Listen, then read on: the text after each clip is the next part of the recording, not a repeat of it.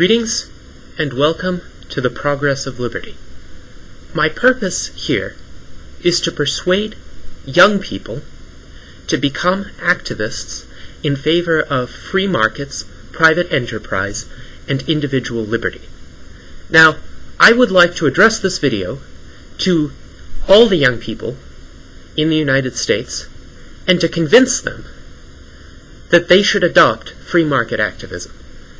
Now, your standard of living is among the highest in the history of the world.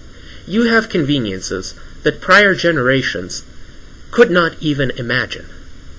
And yet, every convenience that you have, every good thing in your life today, stems from the free market and the actions of private individuals.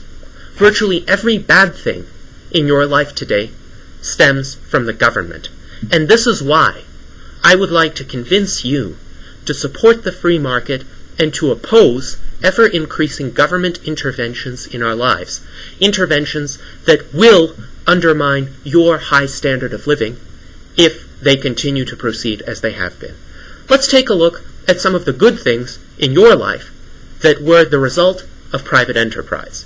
First, computers.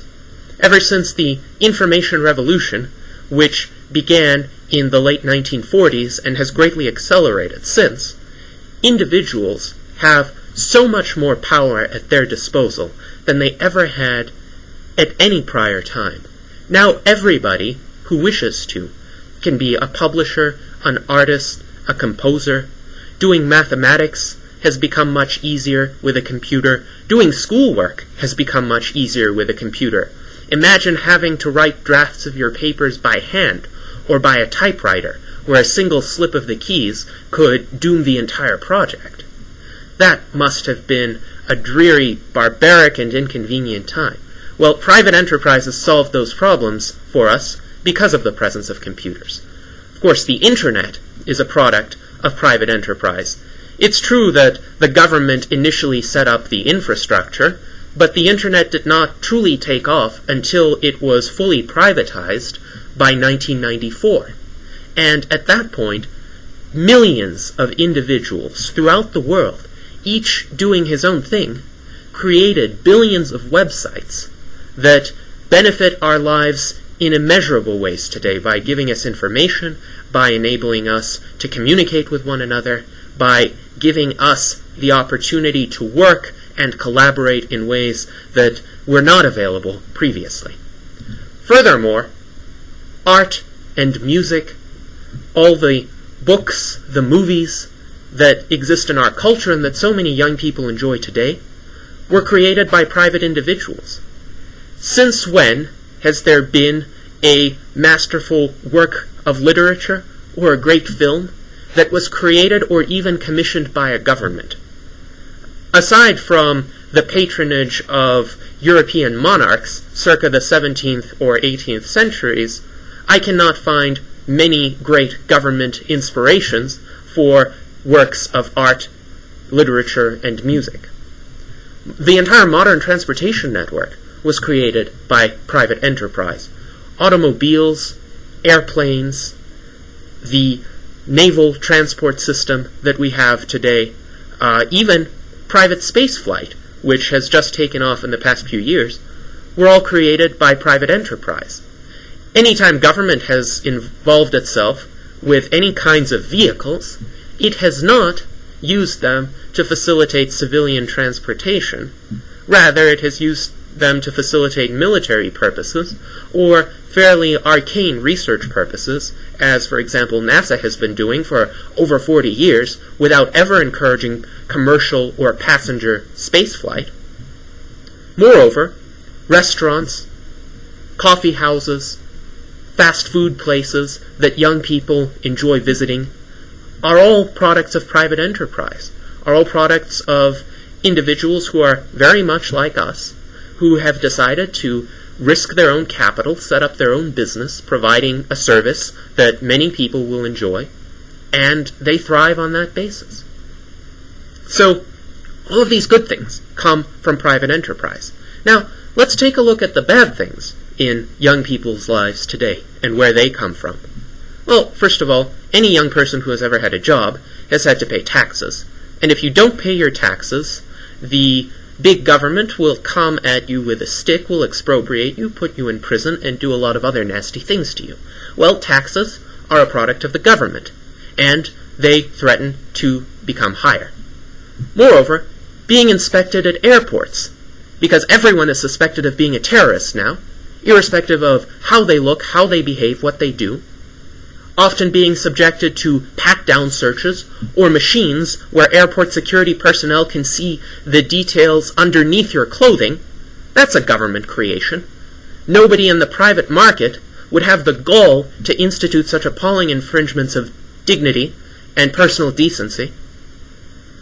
Going to public schools, where more often than not, children are indoctrinated and imprisoned rather than educated, where they are being kept not in order to provide them skills or a greater ability to succeed in the workplace world, but rather to keep them away from competing with the older generations and with the labor unions who don't want another influx into the workforce to threaten the privileged positions of their members.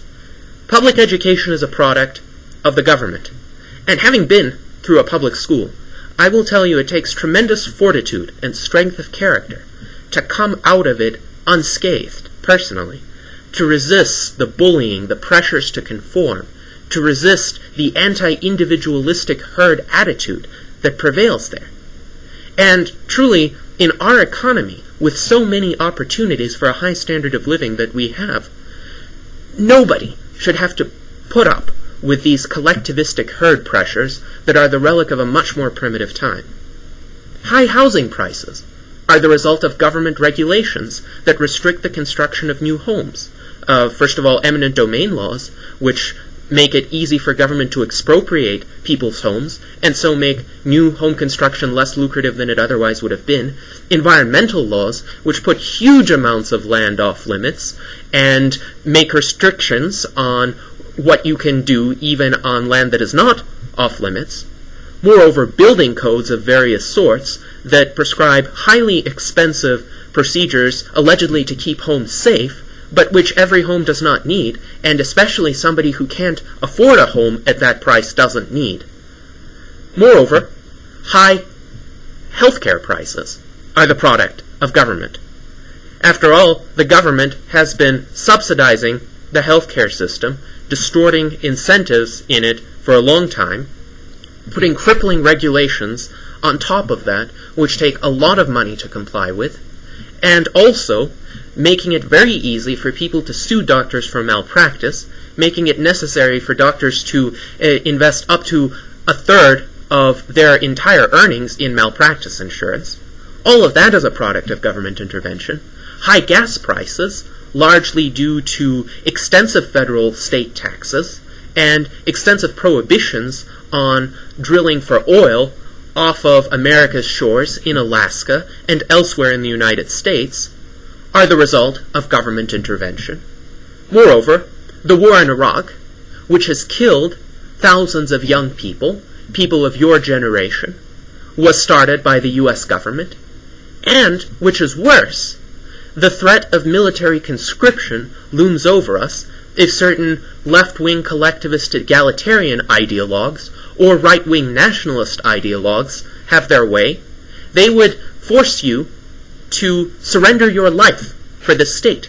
They would treat you as a sacrificial lamb to die on the state's altar for purposes that nobody cares about except a bunch of power-hungry old men who happen to be running the country within the next few years.